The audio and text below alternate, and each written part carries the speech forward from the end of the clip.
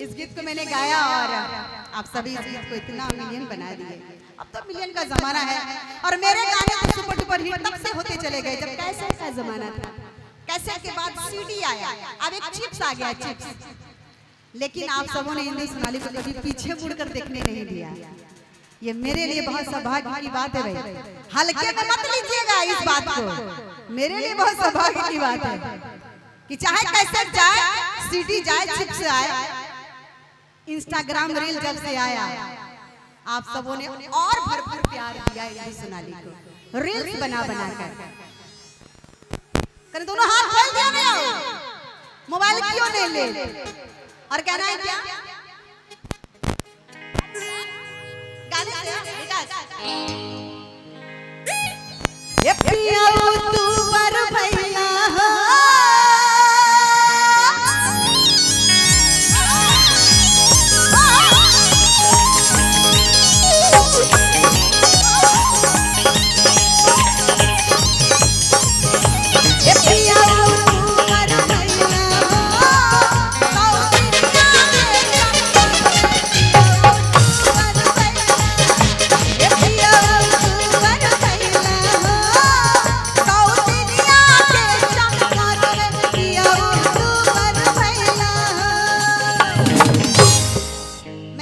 कर दिया मैंने। इस गाने का मतलब है चाची फिल्म का गाना है, लेकिन कोई भी अगर पत्नी बाल बच्चेदार हो जाए, बाल बच्चेदार ना भी हो, अगर किसी और लड़की के चक्कर में पड़ जाए तो प्यार है, प्यार तो कभी भी हो सकता है। बेचारा खाना पीना सब त्याग दिया है, हाँ तो भाई पत्नी है, पत्नी तो बोलेगी कि सौतीनिया के चक्कर में दुबर भागलो मिथिला में बियाह न कहबे हम सब हे यो ककरा चाकर में पड़ गेल छी अहां सब तो दुबर भागलो तो यही लाइन है,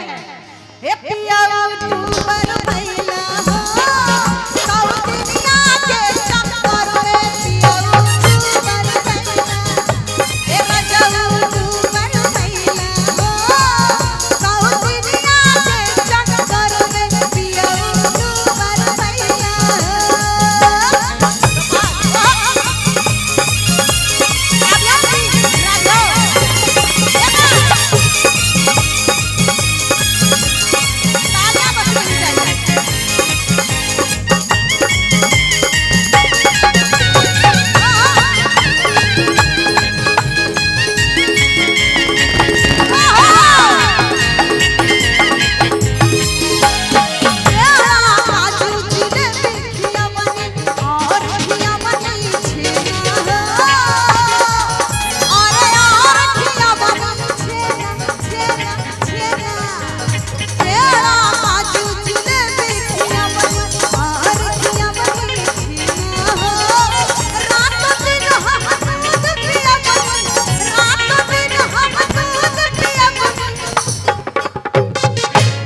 गाने की लाइन अगर मैं ना समझाऊं तो कौन समझाएगा,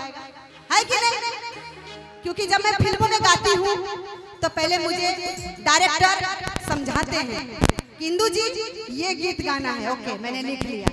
उसके बाद ये भाव है, अच्छा ओके लिख लिया, और आपको वही भाव में गाना है, मैंने कहा ओके।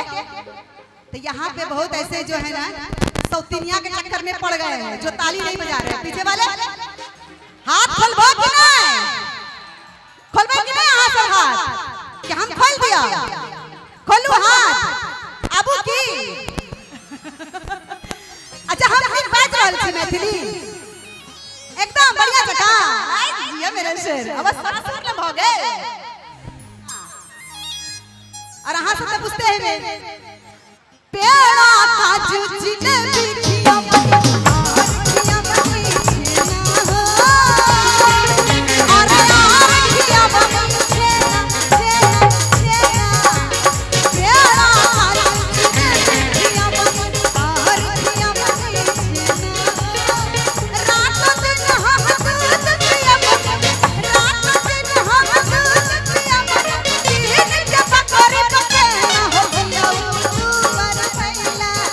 खिया राजा